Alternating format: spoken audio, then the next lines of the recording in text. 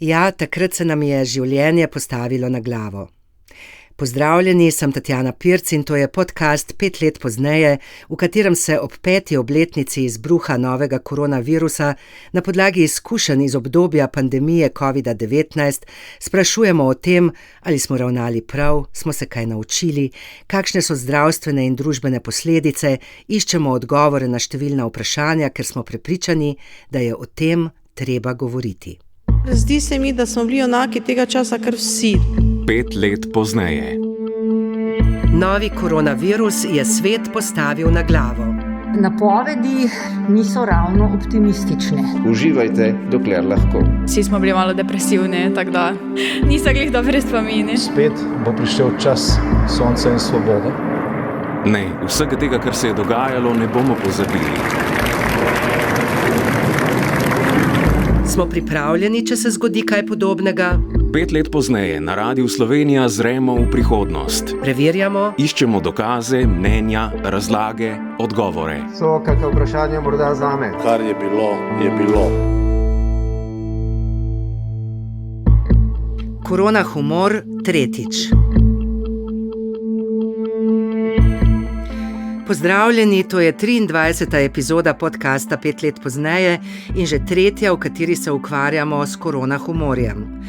Tokrat je z nami dr. Uroš Kuzman, docent na Fakulteti za matematiko in fiziko Univerze v Ljubljani in docent na Fakulteti za naravoslovje in matematiko Univerze v Mariboru. Poleg tega pa je tudi glasbenik in stand-up komik.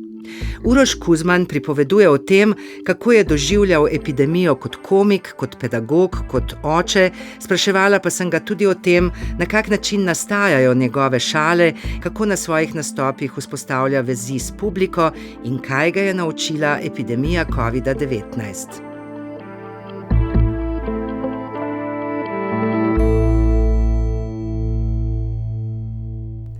Uroš Kuzman, matematik, glasbenik in stand-up komik, lepo pozdravljeni. Lepo zdrav.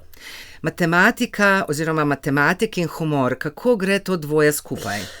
Ni pogosta kombinacija, to priznam, tudi v teh nekih družabnih razmerah ponovadi matematiki ne slovimo kot tisti, ki stresamo šale. Je pa res, da ko pa se enkrat spustiš na področje stand-up komedije, pa ustvarjanje komedije, pa vidiš, da te matematika tudi nauči marsikaj, kar ti koristi pri komediji. Ne vem, recimo, kako nekako pogledati, kaj je zares pomembno, kako narediti efektivno šalo, kako neke različne množice idej povezati skupaj.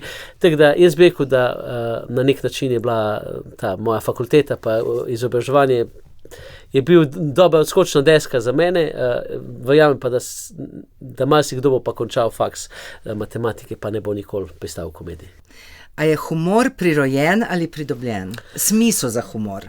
Pa zdaj, ena ta osnovna komponenta že mora biti v tebi. Vsi imamo prijatelja, ko mu lahko daš vic za prebrati, za povedati, pa ni šans, da bo on to nekako naredil na tak način, da se bo družba zasmejala, zabavala. Se pravi, neko osnovno znanje že je. Tako mogoče pri kakšnem športu, pri glasbi, če nisi za to, pač nisi za to. Prav talent mora tako, biti. nek mali talent. Ampak je pa dejstvo, da kot pri vseh ostalih stvarih, pa če se želiš nekoč, recimo, tako kot jaz, polprofesionalno ali pa profesionalno ukvarjati s komedijo, pa od tam naprej je delo. In zelo hitro priješ do tega, da se z neko veščino da tudi manjko talenta nadomestiti in na koncu tisti, ki jim uspe, niso nujno tisti, ki so bili na začetku najbolj talentirani.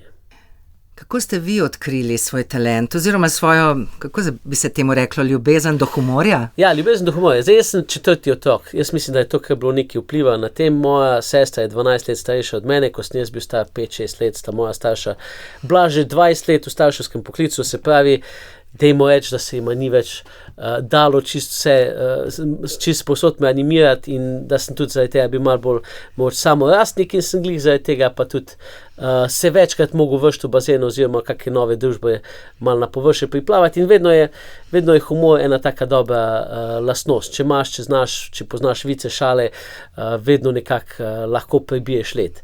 Jaz sem to najbolj odkril, ker sem bil pri tabornikih pa pri planincih in smo hodili na neka taborenja in tam so se vedno neki vici izmenjevali, so potovali naprej skozi generacije in meni je bilo to všeč, jaz sem hitro začutil, da mi je všeč nastopati. Res je pa, da pol pa kar nekaj časa nisem vedel, kaj bi s tem naredil. Nekako to je bilo v meni, ampak nisem vedel, kako to ven spustiti. Potem sem pa tam okoli leta 2010 šel prav na delavnico stand-up komedije k Tinu Vodopivcu pa Kandeju Težaku in takrat je bilo pa to nekako novo obzorje za mene. Takrat sem pa odkril te odre, da obstajajo, da se lahko jaz tam preizkušam in zelo hitro mi je šlo zelo dobro in sem pol pač od tam naprej rastel. Kako nastane šala? Zdaj, predpogoj za šalo dobro je, da nekako obvladaš vsaj malo veščine. Ne? Mi temu rečemo v stand-up komediji set-up punchline. Recimo, že sam vic ima vedno to zasnovo, da imaš nek uvod, ki vzpostavi kontekst, pa imaš potem uno besedo ali pa stavek ali pa kretno, ki pa iz tistega, ki posluša, se pravi poslušalca, izzove smeh. In tega mehanizma osnovnega se moraš malo naučiti. To je neka taka, bi rekel, da je moja veščina, čist neko znanje, ki se ga lahko malo preučiš, malo spoznavaš, malo se v tem piliš, malo lahko tudi gledaš, kaj drugi delajo. Potem pa je od tukaj naprej pa mogoče malo globje, kako pa zdaj kot stand-up komik pa prezentirati svoje šale in svoj material in kako to sploh zbirati. Recimo, en predpogoj za to, mene zelo dostikrat vprašajo, kaj najbolj nasmeji Slovence. To je vprašanje, ki nima pravilnega odgovora. Nima pametnega odgovora, zaradi tega, ker nismo Slovenci tako homogena skupina, da bi vse nasmejalo vse. Se pravi, ni ene univerzalne teme, ki bi vse Slovence. Vedno moš gledati nekako, da šala bo najbolj nasmejala ljudi, s katerimi boš ti lahko dal nekako to šalo na nek skupni imenovalec. Se pravi, jaz recimo, ko sem bil v času mladega očkata, mladega starša, takrat so moje šale se res dotaknile vseh ljudi, ki so takrat imeli otroke, ali pa so bili že malo ven iz tega, ali pa so bili babice pa detki svojim vnukom in njih je ta šala se jih je dotaknila. Recimo nekih študentskih publik se pa to ni. Se pravi, ti rabiš neko skupni imenovalec z ljudmi, pa hkrati moraš zelo dobro znati zbrati, za katera sporočila si ti dober medij. Tako dober medij, za katera sporočila si ti kredibilen. To je tudi zelo pomembno pri stand-up komediji, ker mi, ko gledamo nekoga na odru, mi mu hočemo verjeti, oziroma moramo mu verjeti, da nas bo potem lahko nasmejal. Zato pogosto vpletete neke svoje, to ste zdaj že nakazali, ne? Ja.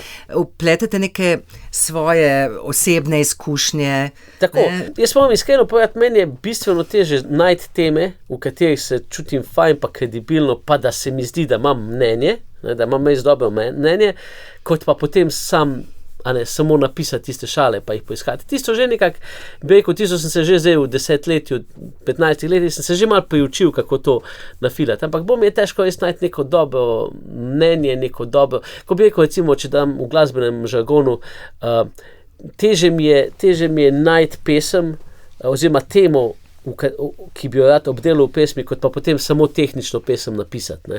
Potem je vse tisto že nekako pride samo od sebe, ampak ta vsebina je pomembna. Kaj pa meje? Ja, meje. Ker sem zaznala na vaših nastopih, da sami včasih opozorite, zdaj sem šel predaleč, ne, tako. Ja, včasih malo, zdaj to jaz mogoče delam zaradi tega, ker nekako moja filozofija je, da jaz moram hkrati poleg tega, da sem komik, pa še vsem ohraniti eno, ne vem, to persono profesorja. Se pravi, mi ni čisto vsem, kaj povem, pa kako izpadem. Se pravi, zato nekako poskušam, da poskušam nastopati zvečer tako, da mi zjutraj ni problem iti v predavalnico. Drugače pa, kar se pa tiče absolutnega, bi pa tako rekel, Jonas Žnidaršič je nekoč dal zelo dobro izjavo, ali pa saj njemu, ki se pripisuje ta izjava, pravi pa, če je smešno, ni žaljivo, če pa žaljivo, pa ni smešno. Se pravi, kje je tista meja za dober črni humor, ali pa tisti humor, ki hodi po robu, če boš uspel z njim nasmejati, če bo na drugi strani ljudje odprli svoje ventile, pa jim bo prijetno, pa bo videli, prepoznali, da nisi ti poskušal sam šokirati, pa se bo itak temu nasmejali, potem je smešno, pa ni žaljivo. Če boš pa tako šalo povedal, da bo pa na drugi strani črički, pa sam neprijeten občutek, pa veš, da si šel predaleč. Tako da tu se mi zdi, da je občinstvo tisti najboljši medij. Zdi se mi, da obvladate tudi šale na svoj račun. Mislim, absolutno je to en delček mojega poklica, kot sem rekel, jaz mislim, da pač kaj je najboljši komik, kje je stopna, ko komik postane najboljši, takrat, ko greš ti v dvorano, pa nimaš občutka, da ti tam nekdo nastopa, ampak imaš občutek, da eden izmed nas govori nekaj, kar smo tudi mi kdaj pomislili. Se pravi, občutek, da čeprav je to nekdo, na katerega sveti luč, ki ima mikrofon v rokah, da je to skoraj da taka debata, ki bi jo lahko imeli tudi v eni gostilni za šankom. Ne? In da priješ do tega, moš absolutno se ti zna tudi malo ljudem približati na nek način. Moš postati malo bolj ljudski in to, da se tu pa tam pošališ na svoj račun, je tudi del tega. Uroš Kuzman, a verjamete, da je smeh pol zdravja? Mislim, zdaj tek kot matematik ne smem reči, ja. Verjamem pa da, ja, absolutno je smeh en tak ventil oziroma neka... Nam pomaga, ne? Nam pomaga, absolutno nam pomaga. Zdaj, vsi vemo, kako zelo močno je neka psiha povezana z zdravjem, ne? Koliko hitro zaradi, ne vem, slabega psihičnega stanja prijejo neke bolezni, ki načeloma nima oznake, ne, psihične bolezni, ampak se lahko zgodijo čist, pa vemo, da na drugi strani, če pa se boš imel dobro, če boš pa nekako dal to ven, pa lahko tudi pol nekako zaradi pozitive pride do izboljšanja. Kakšen navdih je bila pandemija za humor?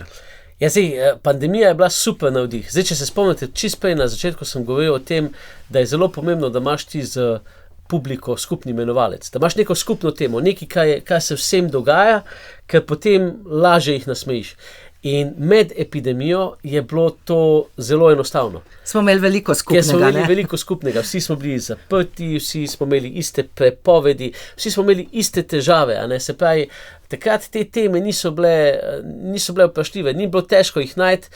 Edin, kaj je bilo mogoče težko, je bilo iti mogoče pa tudi malo ven iz tega balončka, ker pa kakšna satirična oddaja ali pa kje so mi pa tudi kolegi, ki so pisali, rekli, da je pa že težko zbirati teme, da nisi samo skozi o koroni vsak teden pa teden govoril. Ampak takrat absolutno je bilo navdiha, je bilo veliko zaradi tega, ker kot rečeno, vsi smo imeli neke iste travme. To, da je nastalo takrat veliko vicov, pa teh spletnih šal, mene ne preseneča, ne, ker to je bilo mogoče najboljša podlaga za to, da se je nekaj takega zgodilo. No, takrat ste soustvarjali karantenčice, ne? To so bile nekakšne priredbe na znane melodije. Zdaj, jaz vam povedati, recimo moja osebna zgodba takrat, ko je se zgodil izbruh epidemije, mi je bilo prve 2 meseca res neprijetno. Neprijetno ne toliko zaradi zdravstvenega stanja, ker jaz pač na srečo neke resne oblike te bolezni nisem imel, ampak bolj iz tega vidika, kaj bo pa zdaj za svetom, kaj se bo zgodilo, koliko časa bo zdaj to neka nova realnost, pa tudi v povezavi s tem, kaj jaz delam, kaj jaz sad delam, pač poučujem, pa nastopam. Delate z ljudmi, ne? Tako in je bilo to mogoče nek sektor, ki je bil res najbolj omejen, ki smo ga najhitreje zaprli, oziroma najdlje smo čakali, da se je potem spet nazaj odprl. Tako da prve 2 meseca mi ni bilo prijetno, ampak ko smo se pa enkrat navadili živeti s to korono, pa živeti s to epidemijo, no pa je pa se mogoče prišlo pa ta dolgočasje, zaradi tega, ker se sicer vozim kar precej na nastope v službo in pa sem kar naenkrat imel nek odvečen čas in takrat je pa iz tega dolg časa pa začel nastajati navdih. In takrat je pa za mene tudi zagrabilo, dajmo zdaj ta dolg čas porabiti za nekaj kreativnega. In zdaj, takrat moj kolega Andrej, ki živi čez cesto od mene, je imel doma studio, tak improviziran, pa tudi odličen glasbenik je.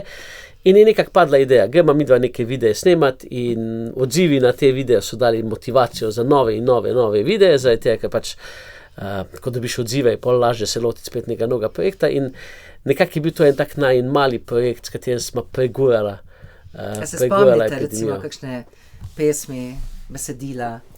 Ja, spomnim se, da recimo posebej blizu mi je bila tista glede šolanja nadaljavo, ne?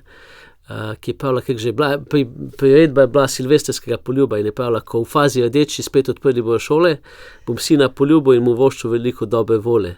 Ker meni bo dana, ko čez prag domač odide, šel bo čisto sam, v šoli bo cel dan, kravžljal neke tuje živce, jaz pa bom doma na zdravju za oba na svoj starševski dopust. Na kak način šale najraje pripovedujete, da jih zapojete, da ste na odru, stand-up? Eno tako reklo v stand-up komediji je, karkoli znaš poleg tega, da znaš govoriti, boš slej ko prej uporabil tudi na odru. Tako da jaz imam eno lepo zgodovino amaterskega osvajanja z glasbo, sega od srednje šole nekako naprej, skozi sem bil v glasbeni šoli, skozi sem tudi po nekih bendih igral, po vokalnih skupinah pel. Se pravi, je bilo zelo naravno, da sem jaz to v nekem trenutku vključil. Je pa res, da jaz sam sebe ne tretiram kot toliko dobrega glasbenika, da bi se hotel poslušati dlje časa.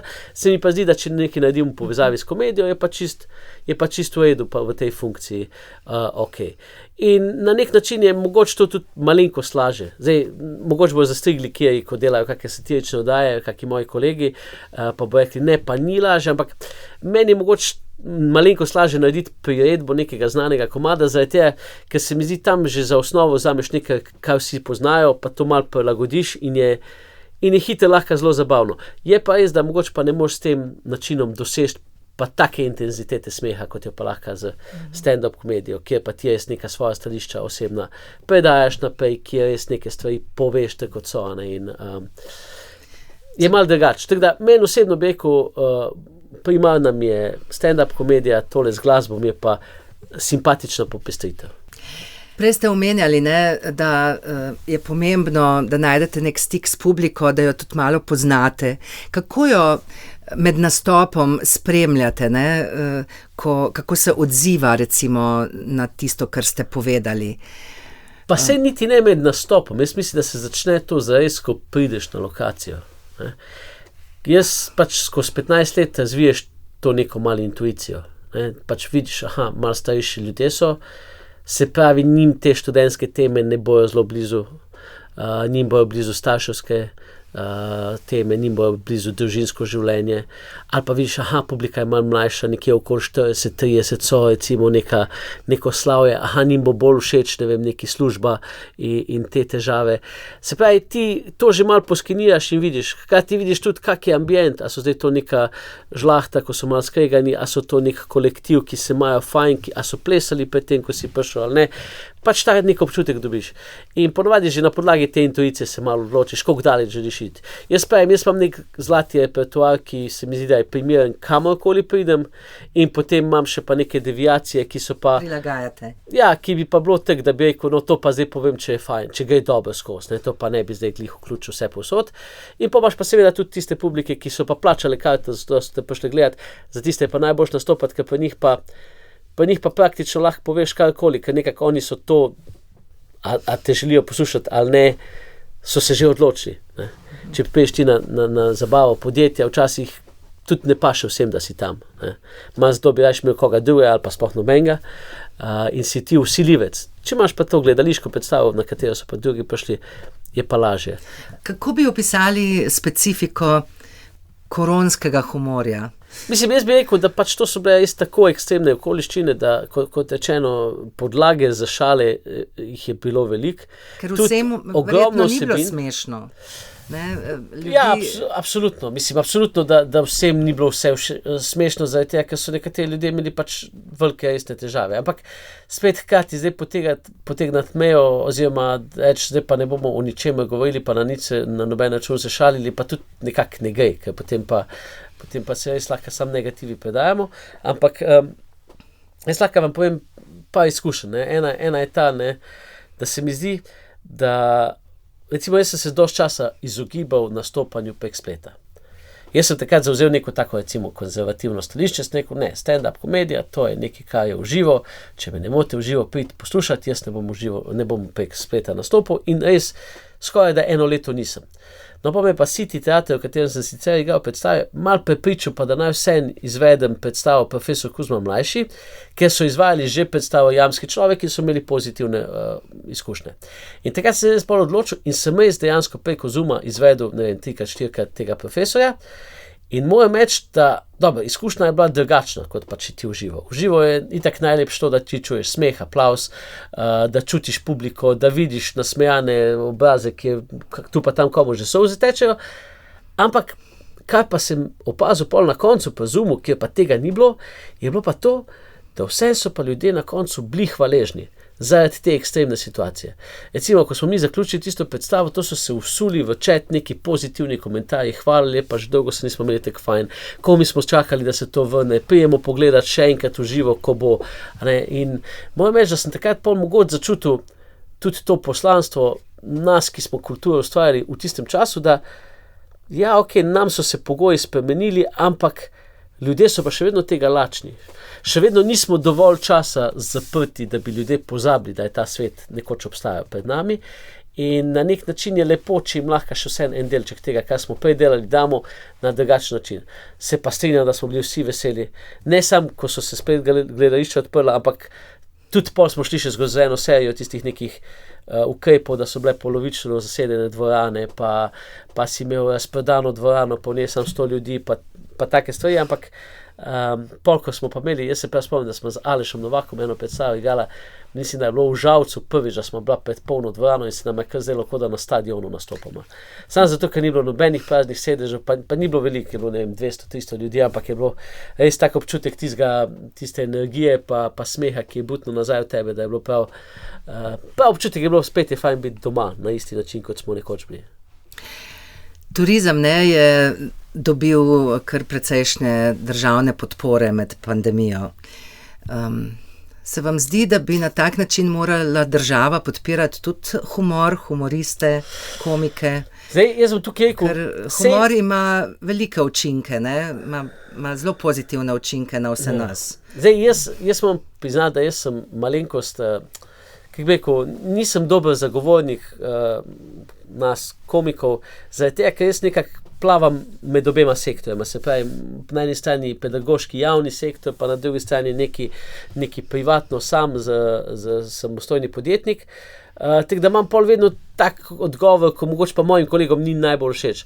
Ampak moj odgovor je, da zdaj čist med epidemijo vsej je bil občutek, da se ne vlaga oziroma da se ne izkazuje podpore kulturi, ampak na nek način se pa kar je tudi. Veliko je bilo teh nekih služb, nekih javnih zavodov, ki so ohranili tista finančna sredstva, pa ki so še vse lahko nek program delali, čeprav so bili te ekstremni časi. Se pravi, nekako skozi neke te, kako bi rekel, skozi te neke formalizme, pa skozi ustanove, je bilo kar poskrbljeno, ni bilo nekih množičnih opuščanj v sektorju ali pa kaj takega.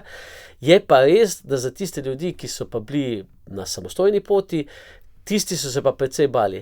Ne samo zaradi tega, ker je bilo zaprtje, ker trenutno niso mogli delati, ampak tudi zato, ker nekako res ni bilo jasno, kdaj se bomo pa mi vrnili nazaj v normalne tirnice. Jaz recimo sem opazil, da prej sem omenil City teater in še kakšne podobne teatre, takrat se je zelo zgodil recimo odliv tehničnega osebja za kulturo, zaradi tega, ker so bili to ljudje, ki so prej delali recimo na SP-je, na neke pogodbe, pa so imeli pač neko kontinuiteto. Vedeli so tak delež denarja, jaz dobim po teh mesecih, tako je približno gledališka sezona razporejena, jaz sem s tem preskrbljen. Potem pa tega kar naenkrat ni bilo, pa dobro smo preboleli, ampak ko se je pa začelo tako, da je bilo 2 predstavi na mesec ali pa 3.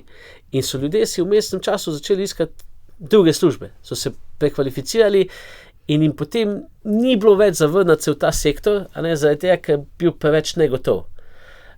In to smo kar občutili. Manjkalo je lučkarjev, manjkalo je tonskih tehnikov, manjkalo je tega osebja, hostes, ker pač je bilo toliko negotov sektor je postavljene.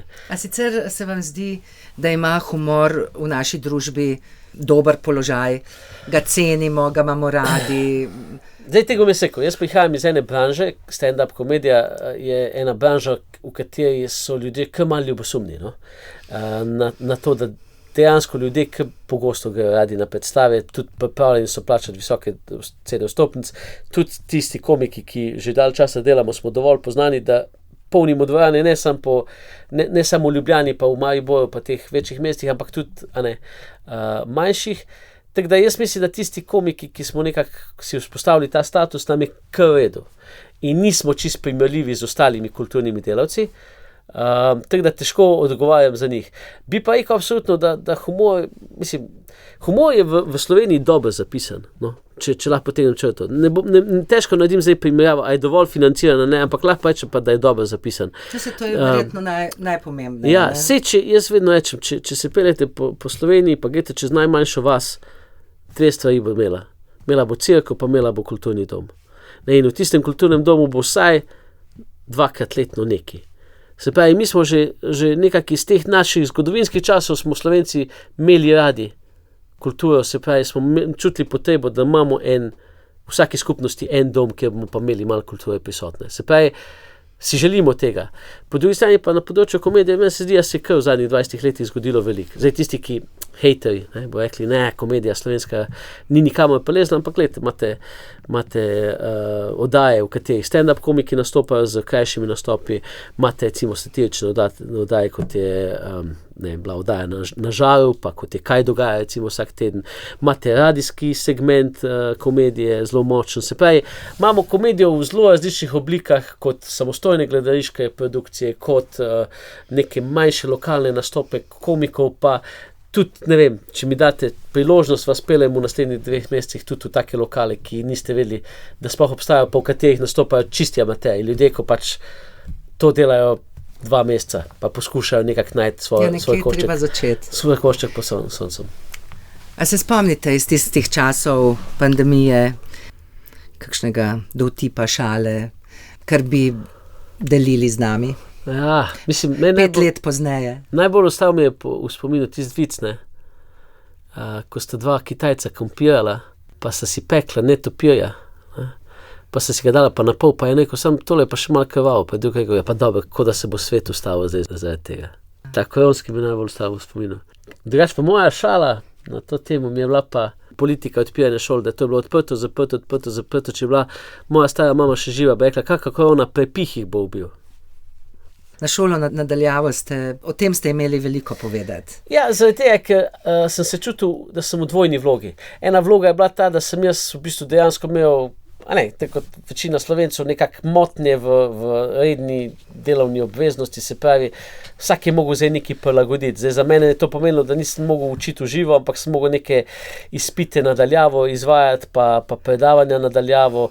Nekdo drug je pa mogel masko nositi celo službo, pa ga je tisto ful frustriralo, pač meni je bilo to frustrirajoče. Po drugi strani je bilo pa, kot starš si bil pa kar naenkrat soočen s tem, da imaš pa zdaj svoje otroke doma cel dan in smo ugotovili, da nismo pripravljeni na to. Ne. Če te še prej mogoče mikalo šola tudi doma, zagotovo po koroni noben več ni imel teh idej. Ne. Jaz se rečem, da med korono se je zgodila največja tehniška revolucija. Zaradi tega, ker skozi smo govorili o tem, kako moramo posodobiti šole, pa digitalne vse narediti. In se je kar naredila revolucija, nikoli pred tem nobena reforma ni toliko veliko naredila za digitalno rast šol. Pa tudi recimo, zabavno je bilo, koliko let je bilo veliko podjetij na tem, da delo od doma ni možno. Pa kar naenkrat, pa zdaj, ko pogledajo nazaj, je pa 18% delavcev zdaj od doma dela, ker so vsi ugotovili, da je to laže. Se pravi, ni bilo samo negativno, je bilo tudi kaj pozitivnega. Pa vem, da ste posebej izpostavili učitelje za telovadbo. Ja, dobro. To je zdaj malo šala, na nekoga se moraš spraviti. Jaz vem, da nekateri učitelji za telovadbo so mi tudi zamijeli, tudi po predstavi tu pa tam, kdo prišel, pa rekel, veš kaj, jaz sem pa ful del, jaz sem pa njim ful dal za delati, ampak pač nek tak kontrast se mi je zdel, ker res sem pa imel, zdaj mislim, da moja 2 sinova sicer ne, ampak prijatelji so pa imeli tak, da so imeli sam napisali, danes pa pejte malo košarko igrati in to je bilo to, kar so strani učitelja za telovadbo dobri kot programa. Ker drugi učitelji so pa vedno povedali v tem učbeniku to pa to nalogo za rešiti, tole prebrati, tole napisati, tole poslati. Pa njih je bilo malo drugače. Kaj vas je naučila pandemija? V tem našem projektu 5 let pozneje to pogosto sprašujemo.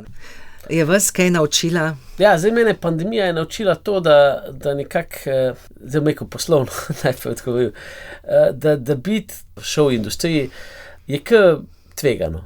Se pravi, je to zelo ranljiva skupina, se pravi, zelo hitro lahko okoliščine poskrbijo za to, da ljudem ne bo prijetno in boš ti ta prvi, ki se mu bojo odrekli. Ker pač jest mož, duhovno rast mož, ampak ta komedija ali pa kultura je pa nekaj za zraven. Se pravi, nekako mogoče mene takrat malo prepričalo, ko sem že malo razmišljal, bi bil samo še komik ali pa samo zabavljač ali bi še ohranil to službo na fakulteti, me je prepričalo, da mogoče pa to ni dobro. Tako da poslovno recimo mi je to malenkost odprlo oči. Kar se pa tiče sicer, se mi pa zdi, jaz sem spoznal glih to, da na nek način nas ljudje vse cenijo. Se pravi, da ljudje mogoče v tem hitrem tempu življenja ne vemo, kaj zares pogrešamo. Se pravi, šele pol, ko ti nekdo to vzame, pa ko nekaj časa ti tega nimaš, potem se zaveš, kaj si od tistega, kaj ti je pomenilo, pa koliko zelo to pogrešaš. A ne? In fula dam eno zgodbo, ki je pa taka resnična. Jaz sem takrat živel v bloku in nasproti mojega bloka je živel en glasbenik. Igral je v nekem ansamblu, pa ni znal zelo dobro peti, ampak imel je pa synthesizer in ozvočenje in on je v nekem trenutku te pandemije začel igrati na balkonu. Koliko je bilo komično, pa smešno na začetku, ljudje so se začeli po tem času zbirati. Vsako soboto, ko je on igral, so se začeli zbirati. In takrat se začeli razmišljati, vidiš, kako je zanimivo, da se ne sekira. Ker ni zelo dobro pel, pa ni zelo dobro igral, ampak se ni sekiral, ker se mu je zdelo, da to ljudje rabijo. In kar naenkrat v nekem trenutku, tistega, ko je bilo celotno zaprtje, ko je bila cela država zaprta, ko nobene radosti nismo imeli v življenju, je bil pa on en tak svetilnik tam, že skoraj malo komičen, pa grotesken, zaradi tega, ker ni bila to zdaj neka visoka umetnost, ampak hkrati je pa dal nam vsem en tak občutek, da se še vedno živimo v normalnem svetu in vse to bo enkrat za nami. In mogoče se zaveš pol, da neka komedija ali pa kultura je pa neka ta iskrica, ki pa lahko to da tudi v takih časih, pa da se splača za to potruditi. Smo na vse to, kar smo takrat spoznali, večinoma pozabili, nas je kaj spremenilo, na bolje, upam? Mislim, da smo kar pozabili. Na večino stvari smo pozabili. Jaz imam paket mask, ki mi pride prav zdaj v pomladanskih mesecih, ko je cvetni prah v igri. Pa če grem kositi travo. To mi zdaj prav pride. Tudi recimo kot komik vem, da teh tem sploh ne morem več začenjati na odru. Mogoče še, če kdo pogleda posnetek za nazaj, pa cel kontekst sestavim, ampak da bi pa jaz zdaj šel kot Uroš Kuzman danes na nek oder razlagati nekaj, kako je bilo. Da bi vmes opletljeno. Zelo bi bilo treba nek kontekst vzpostaviti. Zelo je to paseno. Se mi zdi, da nekako smo šli naprej, sploh tisto, kar je bilo takrat aktualno, politično ali pa glede nekega čist točnega detajla. Takrat nam je bilo vsem jasno, kaj je bilo, zdaj smo pa že malo pozabili te detajle. Se vam je zazdelo po odpiranju družbe, da se je tudi naš odnos do humorja kaj spremenil? Jaz sem imel ful zanimivo izkušnjo. Jaz prvi stand-up, ki sem ga imel potem, sem izvedel za neko skupino 50 podjetnikov, nek ta Rotary klub so imeli neko zbiranje sredstev in sem dobil standing ovation. Stoječe ovacije. Pa ni bil zdaj po moj nastop toliko zelo dober, bil je res aktualen, ker sem pač imel takrat šale o koroni, ker sem govoril to, kar se je meni dogajalo, tudi malo teh karanteč sem pisal, ampak meni se zdi, da nas je bolj potegnalo to navdušenje nad druženjem. Se pravi, na začetku so bili ljudje žejni tega. Na začetku je bilo res fajn nastopati, na začetku se je tega veliko čutilo, da so vsi veseli, da se je spet končalo. Pol je pa počasi šlo to od neke svoje tirnice in danes, ko rečete vi 5 let nazaj, je v meni bolj občutek, a sam 5 let je, meni se zdi, kot da je že veliko tle. Kaj pa zdaj navdih za šale? Aktualno, kaj se dogaja? Trenutno imam doma najstnika, kaj je kar velik material za ustvarjati šale.